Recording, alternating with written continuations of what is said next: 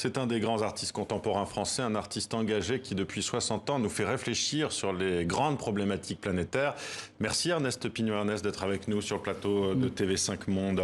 J'en suis ravi. Mais nous également. Vous êtes un des pionniers de cet art qu'on qualifie d'urbain, avec vos dessins en sérigraphie, plaqués dans des villes du monde entier. Les portraits de Rimbaud à Charleville et à Paris, l'hommage au poète palestinien Mahmoud Darwish à Ramallah, la mobilisation contre l'apartheid en Afrique du Sud. Ce sont quelques exemples de votre long... Quelques exemples. On va Parce parler que j'ai travaillé sur toute autre chose. Bien sûr, et on va en parler justement. Mais d'abord, je voudrais revenir sur quelque chose. Ernest Pignot-Ernest, vous venez d'être élu à l'Académie des Beaux-Arts de Paris. C'est pas trop institutionnel pour vous? Vous êtes content? Je me suis interrogé longtemps. Ça faisait quelques années qu'on me l'avait suggéré. Il semble que cette institution a bien évolué ces dernières années. Les gens qui ont souhaité que je rejoigne l'institution, parce que j'ai eu des messages, sont de jeunes artistes comme Garouste, comme Fabrice Hibert. Vous voyez, je veux dire que l'image de cette institution a changé. Et son objectif, c'est au fond le rayonnement, favoriser l'éclosion des artistes et tout, de la création en France aujourd'hui. Et au fond, finalement, je suis bien placé. En fait, ce qui a déclenché... Parce que je l'avais pas envisagé vraiment, c'est vrai. Oui, vous avez raison. Bien, oui. Vous avez raison. Ça fait plus de 50 ans que je colle des images dans les rues et ça se plie mal à l'idée de l'académisme, bien sûr. Mais là, vous aurez une liberté, en tout cas, peut-être pour faire émerger de jeunes artistes, c'est ça? Absolument, on peut éditer. Et puis le siège qui était libre était celui de Vladimir Velikovitch, qui était un de mes amis les plus proches. Donc je serai amené à faire son éloge et à parler de son travail. Donc ça vous plaît. Alors, vous avez passé les 6 dernières décennies à faire de votre art l'étendard de vos révoltes. Est-ce que je me trompe quand je dis ça? Ouais, c'est un peu trop. C'est un peu trop. Oui, moi je veux pas l'estampille engagée. Bien entendu, je parle de ce qu'on inflige aux hommes et aux femmes dans notre monde, mais cette image-là est souvent un peu comme réductrice, vous voyez, c'est sous-entend. Pour quelle raison ça, être engagé? Parce que ça traîne les casseroles de l'art soviétique ou de l'art chinois, vous voyez, qui illustre le politique au premier degré. Moi, j'ai jamais fait ça. Vous êtes libre, vous, justement de vos révoltes? Complètement, oui. Ben en fait, mes images sont comme plutôt des interrogations. Elles visent à révéler des choses, vous voyez. Ce sont pas des slogans, quoi. Voilà. Oui. Je me saisis souvent, justement, c'est le cas. Oui. Là, c'est le grand poète palestinien Mahmoud Darwish qui m'avait demandé d'aller travailler avec lui à Ramallah, et il est mort. Il est mort quand j'étais là-bas. Donc, j'ai fait. Il vous avait demandé de venir pour quelle raison, d'ailleurs? Il avait découvert mon travail dans des livres. Et il avait pensé qu'on pourrait avoir un dialogue intéressant, que mes images pourraient naître de sa poésie, comme ça a été le cas pour beaucoup d'autres poètes, quoi, vous voyez. Et puis donc j'ai tout préparé, je me suis installé à Ramallah, et il est mort au cours d'une opération. Mais dans mon atelier, parce que vous avez fait allusion, une des images qui colle le plus à mon parcours, c'est l'image d'Arthur Rimbaud, qui est repris dans plusieurs centaines de livres. Oui. Et quand il est venu dans mon atelier, il était étonné, il me dit « Mais c'est toi qui as fait cette image de Rimbaud ?» Je l'ai dans mon atelier, je l'ai chez moi à Ramallah. Voilà, donc, et j'ai fait la même chose pour lui. J'ai fait un parcours Darwish comme j'avais fait un parcours Rimbaud. Rimbaud, Darwish, Pasolini aussi. Pasolini, vous avez quelque chose avec les poètes? Oui, toujours. Vous savez, les poètes incarnent leur temps, incarnent leur pays, incarnent leur période, quoi. Vous voyez, je veux dire, qu'est-ce qu'on connaîtrait du Chili sans Pablo Neruda? Vous voyez, je veux dire, donc je me saisis des images des poètes parce que je conjugue à la fois leur œuvre et leur destin, souvent. Vous voyez, surtout. On a appris longtemps après que j'ai fait les dessins de Neruda au Chili qu'il a été assassiné.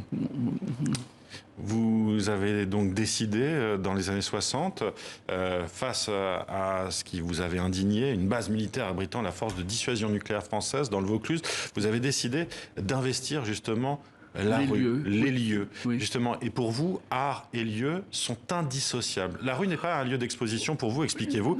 Non, il dit quelque chose. C'est l'œuvre même. Vous voyez, je veux dire, les gens du street art, avec les guillemets, disent souvent on va dans la rue parce que c'est la plus grande galerie du monde. Pour moi, les lieux ne sont pas une galerie, quoi. Je veux dire que moi, je ne fais pas de la rue un lieu d'exposition, je fais de la rue l'œuvre même. Quoi, vous voyez, c'est-à-dire que moi, mon travail consiste souvent, presque toujours, à saisir les lieux, à la fois en peintre ou en sculpteur, en essayant de bien appréhender tout ce qui se voit. Vous voyez, la couleur, la lumière, la texture du mur, l'espace, tout ça. Donc tout ce qui se voit, mais simultanément, je travaille beaucoup ce qui ne se voit pas.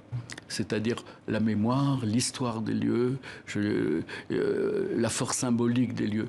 Et mes dessins naissent de cette double appréhension, de ce qui se voit et ce qui se voit. C'est ce qui donne la force aussi à votre travail, des œuvres. J'espère.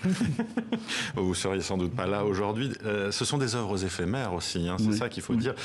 Vos dessins sont réalisés au fusain, à la pierre noire et à l'aide de gomme crantée. Et voilà, elles disparaissent. Ouais, c'est un outil que je me suis fabriqué comme ça. Mais vous voyez, là on est une image. On était sur une plage. Là en face de moi, elle passe pas à l'écran. C'est en même temps, je sais pas. C'est un travail. Ça, c'est l'image que nous voyons. C'est vrai que j'ai fait à partir des textes des grandes mystiques chrétiennes. Vous voyez, je ne me laisse pas enfermer uniquement dans le contemporain, dans les problèmes. Je suis nourri vous faisiez allusion effectivement à mon travail sur Pasolini. Pasolini, dans ses films comme Acatone, Mamarum, il saisit des problèmes très concrets, l'emploi, le logement et tout ça, mais il fait résonner Dante, Léopardi, toute l'histoire, quoi, vous voyez. Et Ceomo, justement, c'était le titre de votre exposition au Palais des Papes en Avignon en 2020. Voici l'homme, présenter les êtres humains dans leur beauté, dans leur laideur, dans leur mortalité aussi. C'est ce qui vous intéresse, non? Dans l'histoire. Oui, c'est l'histoire. Au fond, les images que j'élabore, elles viennent en quelque sorte dans les lieux réinscrire l'histoire humaine, vous voyez. Mais là, elle est nourrie de références aux grands écrits, quoi, même aux évangiles éventuellement, quoi. Vous voyez, là, l'image qu'on voit, c'est dans les rues de Naples. C'est un dialogue sur la mémoire de cette ville qui a plus de 2000 ans, quoi. Vous voyez. Vous venez d'un milieu où une carrière artistique n'était pas une évidence. Je crois que votre père travaillait dans des abattoirs, votre maman était coiffeuse.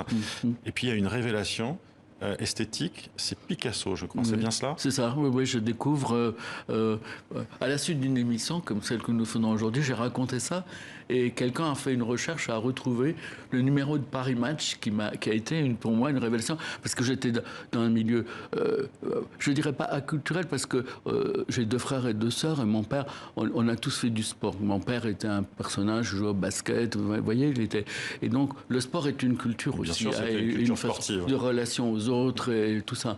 Mais il n'y avait pas un livre chez moi, quoi. Vous voyez, je veux dire. Mais des magazines, alors. Voilà. Et par hasard, je ne sais pas qui. Donc, moi, comme je dessinais un peu mieux que mes collègues à l'école, mais donc à 10 ans, 11 ans, je dessinais le pont de mon village, parce que je suis de l'arrière-pays de Nice, vous voyez, la fontaine, des trucs comme ça, les cartes postales. Et en août 54, maintenant, puisqu'on m'a envoyé ce numéro de Paris Match, je découvre la liberté de Picasso, quoi. Vous voyez, voilà. Il fait 30-40 portraits, tous différents de cette jeune fille-là, avec la queue de cheval splendide. Alors, peut-être c'est la jeune fille avec queue de cheval, mais c'est cette liberté de Picasso qui a été déterminante. Pour moi, c'est le repère. C'est un monstre, hein, vous savez, c'est un moment essentiel dans l'histoire. Puis Guernica, c'est un moment dans l'histoire de l'humanité. Quel regard vous portez aujourd'hui sur ce que vous faites aujourd'hui? Est-ce que vous avez l'impression d'être un passeur, un éveilleur de conscience? Ouais, je suis plus humble que ça. Voilà. Plus humble? Oui, je ne sais pas. Mais mes images jouent un peu ce rôle. C'est-à-dire que, vous savez, quand on partage la ville, puisque j'interviens dans la ville, on partage de l'espace, mais on partage de l'histoire, on partage du symbolique. Et mes images, les gens passent tous les jours dans des lieux qui ont été même chargés d'histoires terribles. Vous voyez, les gens passent tous les jours au métro Charonne, mais non, ils ont oublié le drame qui s'est passé là. Et mes images viennent un peu comme des révélateurs. Et viennent, les gens, les lieux se banalisent. Et quand je glisse mes images, au fond, mon travail, c'est saisir une réalité dans sa complexité et glisser un élément de fiction qui vient la bousculer, l'exacerber, la révéler. Et elle imprime la rétine. Oui, et le cœur cerveau, et la mémoire. Je travaille à la fois sur le sens et le sensible, quoi. Merci Ernest Pignon-Ernest d'avoir été avec nous sur le plateau TV5. Merci de m'accueillir. Plaisir de vous recevoir. Merci beaucoup. Et bravo donc pour ce poste, ce siège à l'Académie des Arts de Paris. Je pourrais m'associer au travail de l'Académie qui fait déjà un bon travail d'après tout ce qu'on m'a dit. Merci à vous d'avoir été avec nous.